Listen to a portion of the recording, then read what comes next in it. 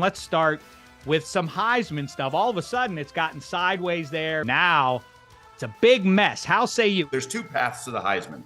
One is the quarterback of an undefeated team that's in the playoff and puts up good numbers. So it's like Baker Mayfield, Kyler Murray, something like that. Or there's the gaudy stats guy of a team that has like 2 or 3 losses that's not in the national championship discussion, like Caleb Williams last year, Lamar Jackson, RG3, something like that. So we could see the gaudy stat guy, and that's Jaden Daniels. That's the one guy that's sort of still resonating to me, and I would not bet him at all. Because if he loses to Alabama or to Georgia in the SEC title game, I don't think he wins unless it's like an epic shootout and he played great or whatever like that to Georgia. It's very hard for me to make a case that LSU could have a Heisman winner when the team overall is the disappointment they are. So much of it is who you're competing against. If that particular year doesn't have the right guy. So look at the top teams right now. You have Ohio State, quarterback's not going to win. We talked, you mentioned Harrison, obviously he's in the mix.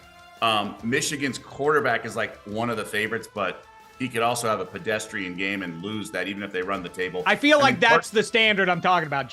Michigan loses one time. It's like, well, that's it for J.J. McCarthy. He's at, right? Right, but he's not a guy who's just filling up the stats. If he had stats like Jaden Daniels did, he'd still be in the mix with one loss. I don't think McCarthy has any shot to win it. I think it's going to be one of these other quarterbacks with ridiculous stats because Michigan's winning with defense. All right. You like to put your money where your mouth is. Give us your best bet there. So at the current odds, I would probably bet Carson Beck at 30-1, just a small sprinkle.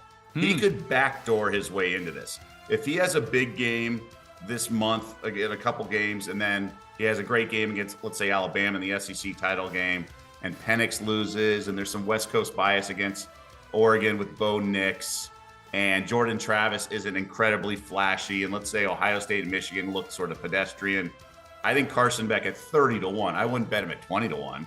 So we're talking that kind of stuff right now because to your point earlier, there's 5 guys 8-1 or shorter odds, and that's not usually the case. I think Marvin Harrison's going to be in this discussion at 12-1.